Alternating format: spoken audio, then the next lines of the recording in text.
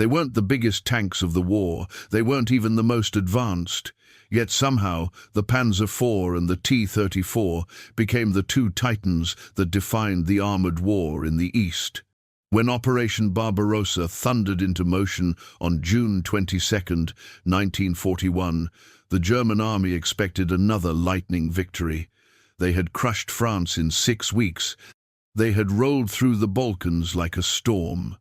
But deep inside Russia, they met something that didn't fit into their plans, a tank that seemed to shrug off every shell they fired at it. To German panzer crews, it looked alien sloped armor, wide tracks, a diesel roar instead of gasoline smoke. And suddenly, for the first time in the war, the hunters became the hunted. This is the story of how the Panzer IV fought the T-34. Year by year, how two machines kept evolving, each pushing the other toward the edge of its limits, until one side's factories, not its guns, decided the final outcome. When the first German panzers crossed the Soviet border on June 22, 1941, confidence rode with them. They had conquered Poland, France, and the Low Countries in record time. The Panzer IV was considered a dependable workhorse solid armor, a 75mm gun, and crews that believed they were unmatched in Europe.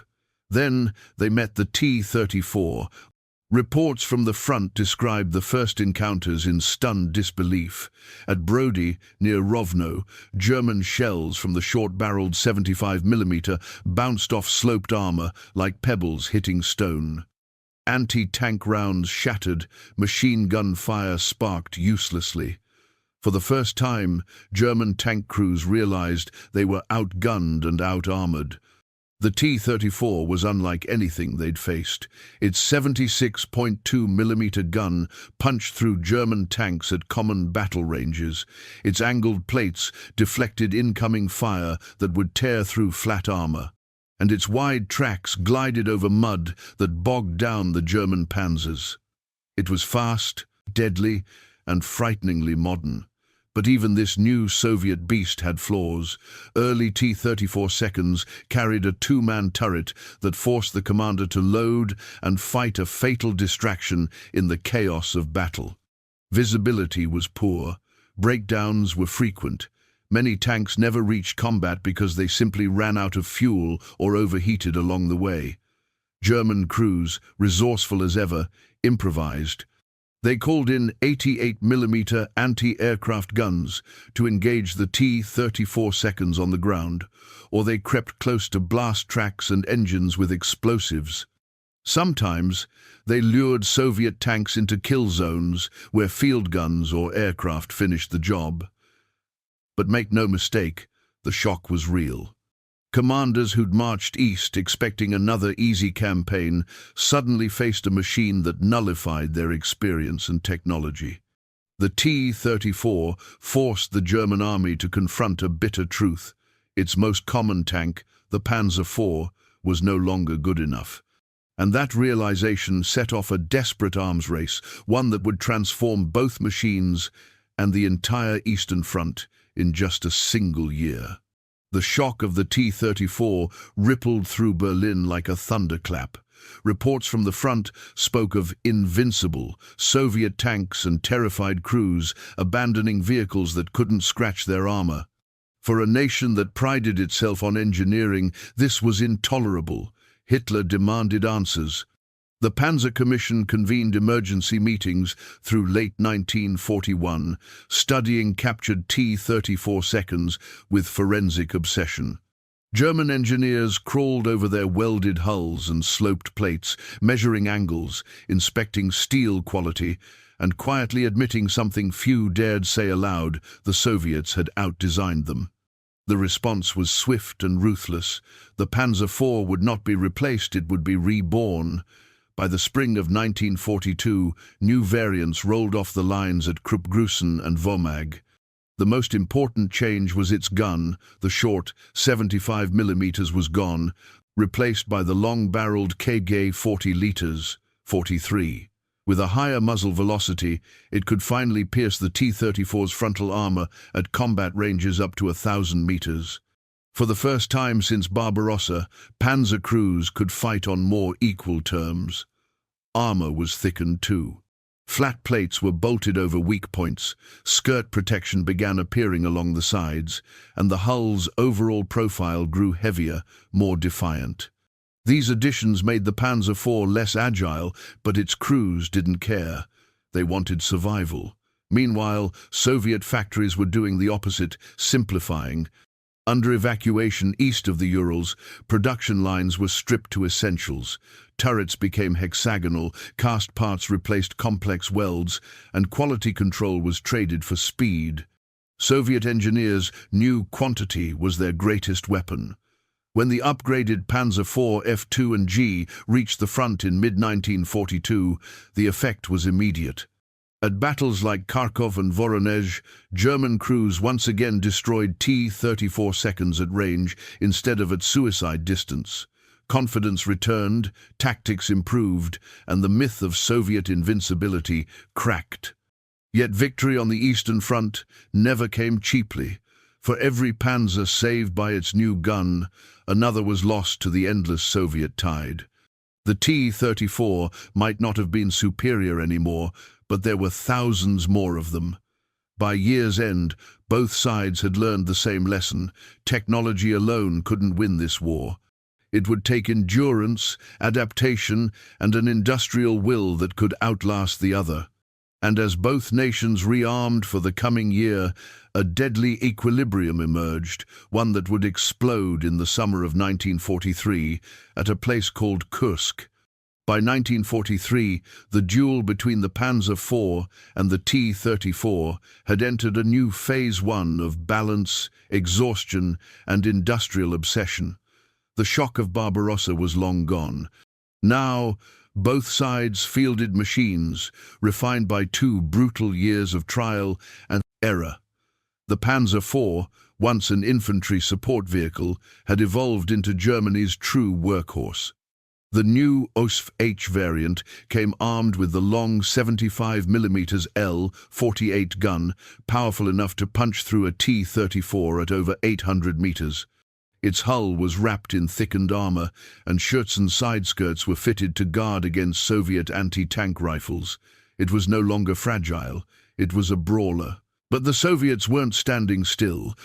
Deep inside tank factories at Gorky, Nizhny Tagil, and Omsk, engineers were designing a response, the T-34-85.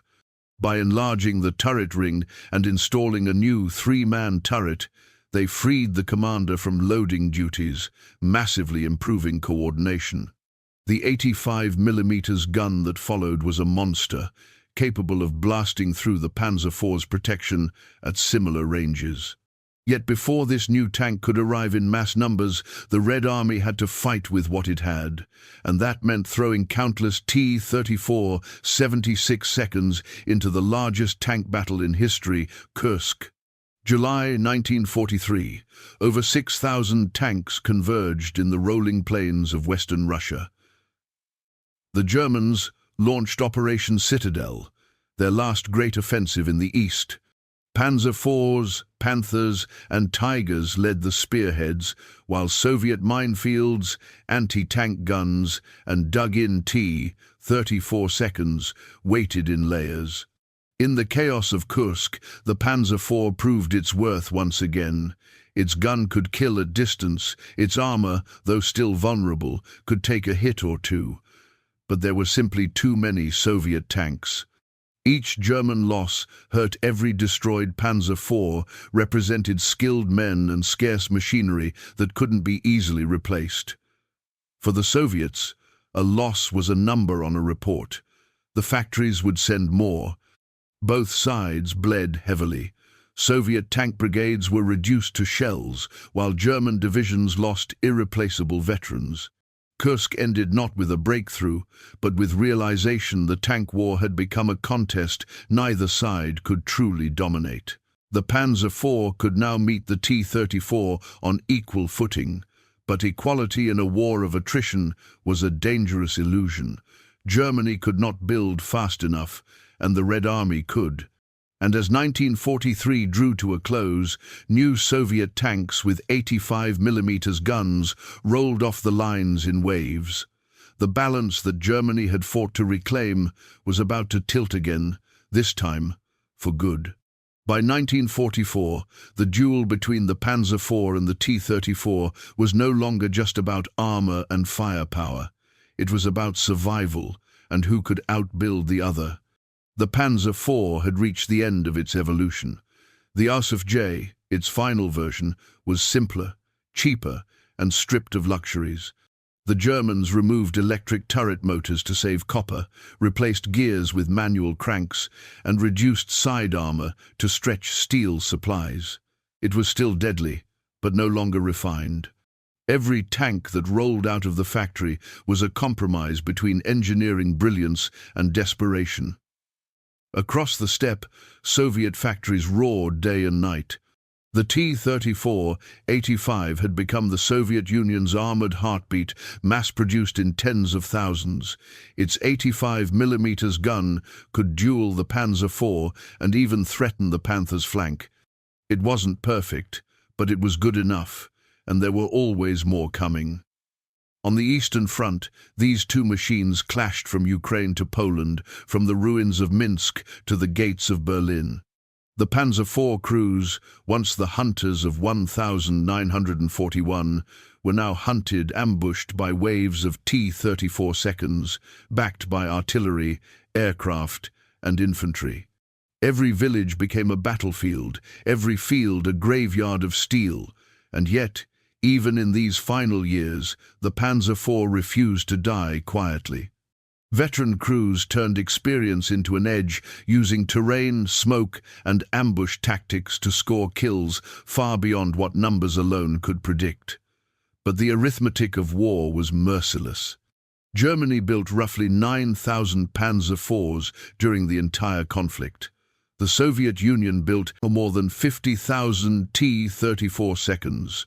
By 1945, that imbalance crushed whatever tactical brilliance the Germans still had.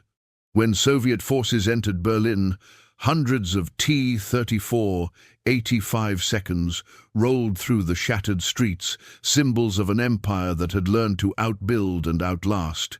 The Panzer IV had begun as a symbol of German precision, calculated, adaptable, and lethal. But by the end, it stood as a relic of an army that could innovate but not sustain. The T-34, crude yet unstoppable, proved that in total war, quantity, when backed by courage and resolve, had its own kind of quality. Their duel was more than a clash of tanks. It was a mirror of two worlds, one built on design perfection, the other on production endurance. And in 1945, it was endurance that rolled through the Reichstag.